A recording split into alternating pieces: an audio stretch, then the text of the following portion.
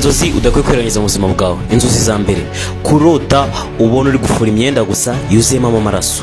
Izi nzozi ni inzozi mbi, ndetse gerageza mu gihe urose izi nzozi, niba unazirota kenshi ujye uhita ubyuka usenge ako kanya urose izo nzozi. Muri iryo joro udatekereje kuvuga ngo nimbyuka nibwo ndi busenge ngo nananiwe, ujye uhita ubyuka usenge, kuko izi nzozi ni mbi, zirekeza ku myuka mibi, ndetse zisobanura ikintu kimwe, zisobanura ibyaha.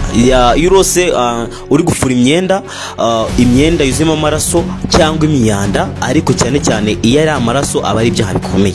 Nanone iyo ari imyanda aba ari n'ibindi byaha bisanzwe. Gusa iyo urose uri gufura imyenda yuzuyemo amaraso aba ari icyaha gikomeye cyane. Mu gihe urose izo nzozi jya uhita ubyuka usenge, kubera ko Imana ibiguhishuriye cyangwa ibikohereje mu nzozi kugira ngo uhite ubyuka usenge mu gihe urose izo nzozi, kuko biba byiza iyo ubyutse ugahita usenga, kandi Imana nayo iragufasha izo nzozi ntizibeho. Njye wumvaga Mr. Alex, see you around ku zindi nzozi.